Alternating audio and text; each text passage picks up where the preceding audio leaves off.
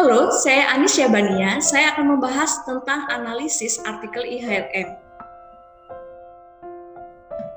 Artikel yang saya akan analisis berjudul Mapping the Terrain of International Human Resources Management Research Over the Past 50 Years, a Bibliographic Analysis, yang ditulis dan diteliti oleh Divan, Cherry Jisoo, Sinli Huang, dan Vikas Kumar pada tahun 2021 di Australia. Latar belakang penelitian pada artikel ini adalah yang pertama, perkembangan terakhir seperti kebangkitan nasionalisme, darurat kesehatan global, dan ancaman keamanan menciptakan ketidakpastian dan resiko yang meningkat secara substansial bagi perusahaan dan individu untuk melakukan bisnis internasional. Kemudian yang kedua, sementara tubuh pengetahuan yang berkembang dan substansial 50 terakhir tentang penelitian IHRM secara mengejutkan hanya menyaksikan beberapa artikel ulasan saja. Oleh karena itu, para sarjana yaitu peneliti IHRM telah menyerukan untuk melakukan tinjauan dan sintesis yang lebih holistik di bidang IHRM. Menanggapi panggilan ini, maka peneliti melakukan analisis bibliometrik mendalam yang unik untuk memetakan medan bidang penelitian IHRM dalam 50 tahun terakhir. Rumusan dan tujuan penelitian pada artikel ini adalah 1. Rumusan masalah. Bagaimana keadaan pengetahuan penelitian IHRM pada saat ini? Yang kedua, bagaimana badan penelitian tentang IHRM yang berkembang ini dapat diperluas dengan bermanfaat. Kemudian yang kedua adalah tujuan dari penelitian ini. Tujuan penelitian ini adalah untuk memetakan medan penelitian IHRM selama 5 dekade terakhir dan menyoroti area di mana penelitian di masa depan dapat dilakukan. Selanjutnya, saya akan menjabarkan tentang kajian teori. Yang pertama, saya akan menjelaskan tentang pengertian dari IHRM. IHRM atau Manajemen Sumber Daya Manusia Internasional didefinisikan sebagai serangkaian aktivitas, fungsi dan proses yang berbeda yang diarahkan untuk menarik, mengembangkan, dan memelihara sumber daya manusia perusahaan internasional. Selanjutnya, saya akan menjelaskan tentang kajian teori. Pertama, saya akan menjelaskan tentang pengertian dari IHRM. IHRM atau Manajemen Sumber Daya Manusia Internasional dapat didefinisikan sebagai serangkaian aktivitas, fungsi, dan proses yang berbeda yang diarahkan untuk menarik, mengembangkan, dan memelihara sumber daya manusia perusahaan multinasional. Selanjutnya, saya akan menjelaskan tentang evolusi IHRM. Evolusi IHRM sendiri dibagi menjadi dua bagian. Yang pertama pada tahun 1969 sampai 1995. Selama tahap pertama, peneliti studi bisnis internasional secara bertahap menyadari pentingnya masalah manusia dalam mengelola bisnis global. Kemudian yang kedua adalah pada tahun 1996 sampai 2020. Dalam periode waktu ini, fitur utama dari penelitian ini adalah perkembangan pesat dari sejumlah besar studi teoritis dan empiris yang berkaitan dengan IHRM. Saking pesatnya, jumlah dari penelitian dibandingkan dari periode yang pertama bisa sampai 4 kali lipat. Berikut adalah gambar dari timeline perkembangan kunci di bidang IHRM. Kita bisa lihat di sini ada pembagian waktu, ada stage 1 itu premature period dan ada stage 2 intensive development period. Untuk yang stage 1 itu dimulai pada tahun 1969 sampai 1995, sedangkan stage 2 itu pada tahun 1996 sampai 2020. Nah, kita bisa lihat di atasnya itu ada berbagai model dari analisis IHRM, penelitian IHRM dibagi menjadi 3 klaster, mulai dari expatriate management, yang kedua ada global human capital, dan yang ketiga adalah IHRM politics and practice transfer. Selanjutnya Selanjutnya, saya akan menjelaskan tentang metodologi penelitian. Jenis penelitian ini adalah penelitian analisis literatur yang menggunakan pendekatan bibliografi. Peneliti membatasi hasil dalam jenis artikel jurnal yang disajikan dalam bahasa Inggris yang terdaftar di Social Science Citation Index dan atau SSCI. Dikategorikan dalam bidang manajemen dan bisnis serta diterbitkan dalam rentang waktu yang telah ditentukan. Peneliti melakukan analisis bibliografi dalam 4 langkah. Yang pertama, peneliti mengumpulkan 1924 artikel dari Web of Science atau WOS yang berdasarkan kata kunci yang telah teridentifikasi. Yang kedua, peneliti melakukan 3 analisis deskriptif di antara 1924 artikel yang dikumpulkan yang mencantumkan sumber teratas artikel yang diidentifikasi dari 10 negara teratas dan 10 organisasi teratas yang menghasilkan penelitian IHRM. Yang ketiga, peneliti kemudian melakukan analisis bibliografi terhadap 1924 artikel di bidang manajemen dan bisnis. Peneliti mengadopsi pendekatan VOS atau visualisasi kesamaan yang menghasilkan 3 kelompok penelitian IHRM. Yang keempat, terakhir peneliti mengidentifikasi artikel yang berpengaruh dan mengembangkan garis waktu pengembangan setiap tema di bawah 3 kelompok. Selanjutnya, saya akan menjabarkan tentang hasil penelitian analisis artikel literasi dengan bibliometri. Hasil penelitian yang pertama adalah peneliti berhasil menyimpulkan 3 klaster penelitian IHRM dengan masing-masing klaster mengandung istilah yang berasosiasi kuat. Setiap klaster cocok dengan tema representatif di IHRM. 3 kelompok pengetahuan IHRM yaitu yang pertama manajemen ekspatriat, yang kedua modal manusia global, dan yang ketiga adalah transfer kebijakan dan praktik IHRM. 3 kelompok pengetahuan tadi didapat dari perbandingan 4 peta yang mengungkapkan bahwa tahun awal masalah manajemen ekspatriat, terutama masalah keragaman budaya atau penyesuaian lintas budaya, paling menarik perhatian peneliti IHRM. Dapat kita lihat di gambar yang pertama pada tahun 2000 sampai tahun 2004. Kemudian para sarjana mengalihkan fokus penelitian mereka ke topik modal manusia global di mana kinerja perusahaan dan berbagai pengetahuan diperdebatkan secara intensif. Itu dapat dilihat dalam analisis bibliometri pada tahun berikutnya, 2005 sampai 2009. Diskusi tentang modal manusia global tetap memanas dari 2010 hingga 2014. Ini bisa dilihat dari analisis bibliometri yang ketiga di tahun 2014 sampai 2014. Kemudian dalam 5 tahun terakhir yaitu tahun 2015 sampai tahun 2020, terakhir ini topik manajemen ekspatriat menjadi diremajakan dengan studi IHRM yang paling substansial saat ini. Studi tentang modal manusia global dan kebijakan transfer praktik IHRM menduduki peringkat kedua dan ketiga dalam periode ini masing-masing.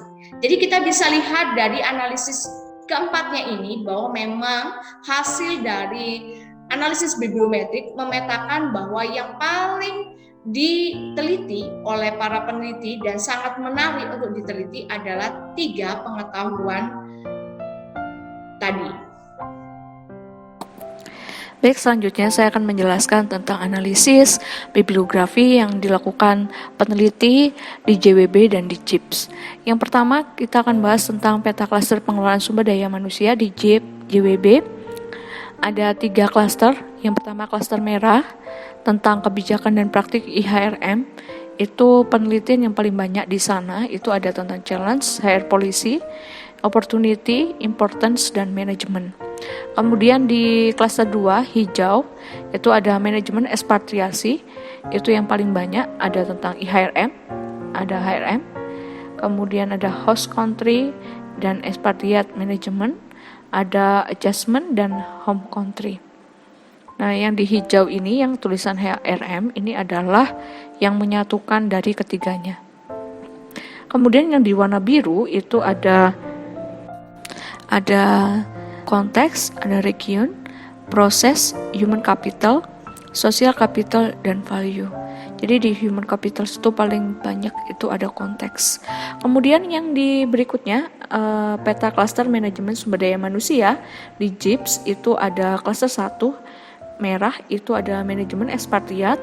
Di sini kita bisa lihat di manajemen ekspatriat itu paling banyak dicari ada strategi, manajemen, job, employees, organisasi, individu, dan adjustment. Kemudian yang di cluster 2 warna hijau itu ada kebijakan dan praktik IHRM, ada knowledge, ada ability, ada host country, HRM, hire policy, transfer, knowledge transfer, kemudian ada motivation. Kemudian yang di cluster yang ketiga yaitu cluster biru, human capital, itu ada resource, ada performance, human capital, organisasi, dan performance. Nah, di sini itu yang menyatukan ada resource dan ada HRM. Baik, saya selanjutnya akan menjelaskan tentang peta cluster manajemen sumber daya manusia dalam jurnal manajemen atau bisnis yang menggunakan analisis bibliometrik. Di sini kita akan mencari tahu kata kunci apa yang paling sering digunakan untuk mencari 3 kelompok pengetahuan dalam IHRM. Yang pertama ada klaster merah, itu ada 143 istilah atau kata kunci dalam mencari manajemen ekspatriasi. Kemudian yang kedua ada klaster hijau, itu ada 126 kata kunci atau istilah yang digunakan untuk mencari human capital.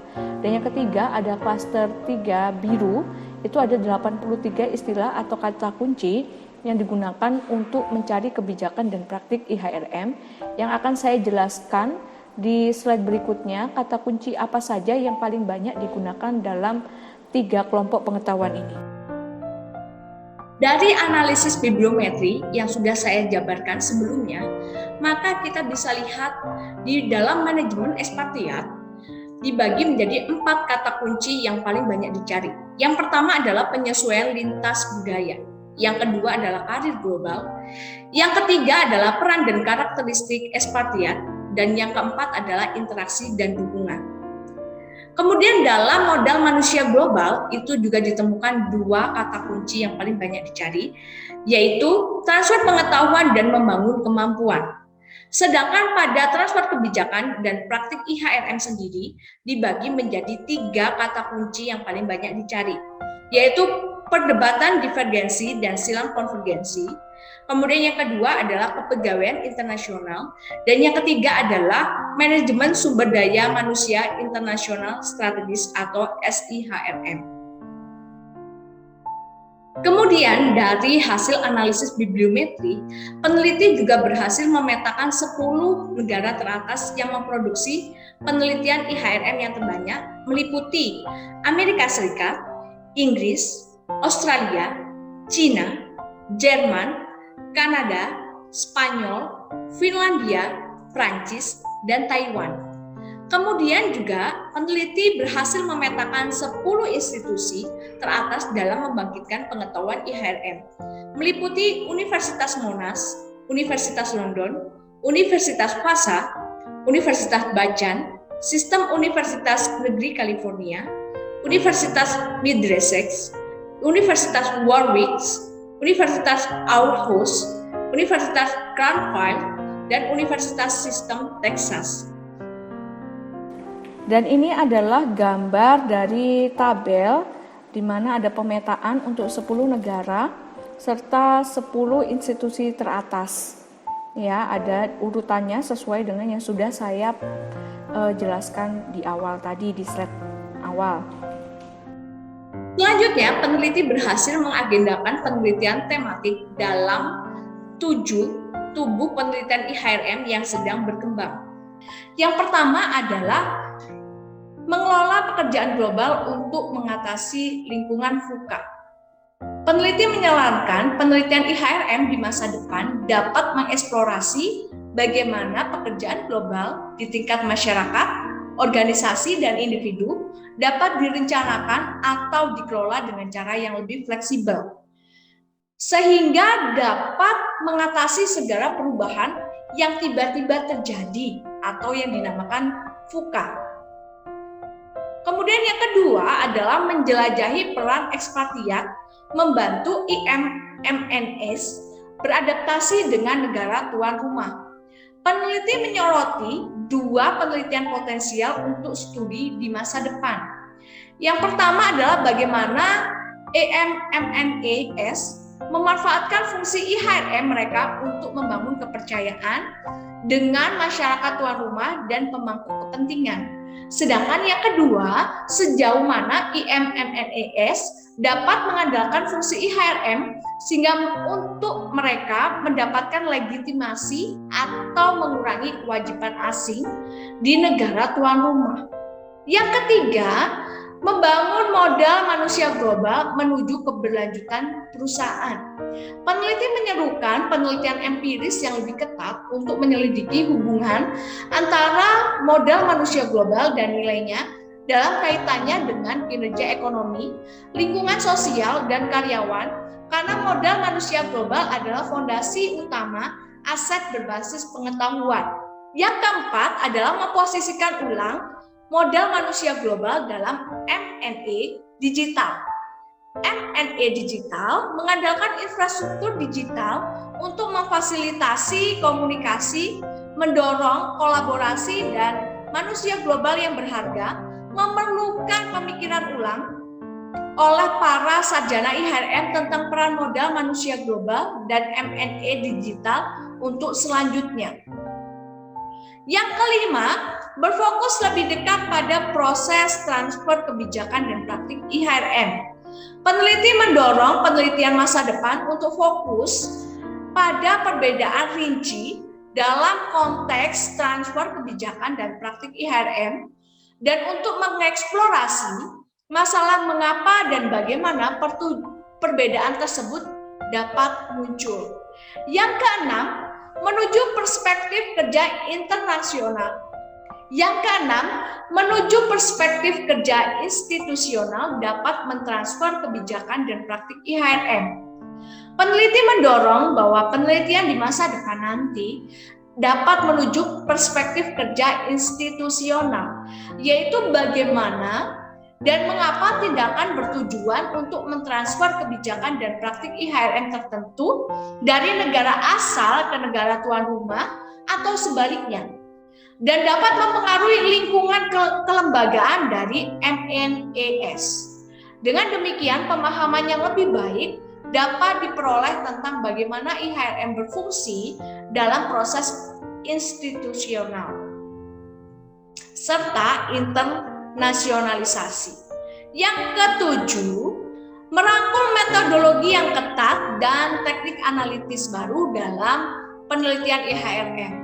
Peneliti menyarankan untuk memperluas bidang penelitian IHRM serta mengadopsi desain penelitian dan pola pikir analitis yang lebih luas sehingga dapat memahami bagaimana fungsi IHRM. 7. Merangkul metodologi yang ketat dan teknik analitis baru dalam penelitian IHRM.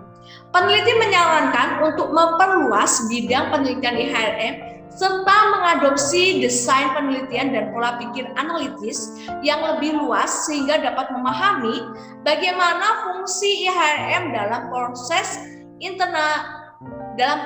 internasionalisasi perusahaan. Baik, selanjutnya saya akan membahas tentang kesimpulan yang dapat diambil dari artikel ini.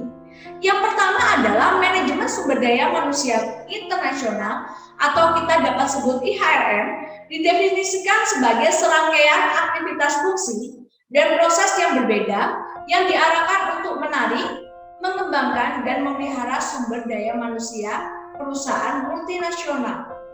Penelitian ini juga bertujuan untuk mengambil stok penelitian manajemen sumber daya manusia internasional yang luas dengan mengidentifikasi kesenjangan dan memetakan agenda penelitian masa depan untuk sarjana IHRM.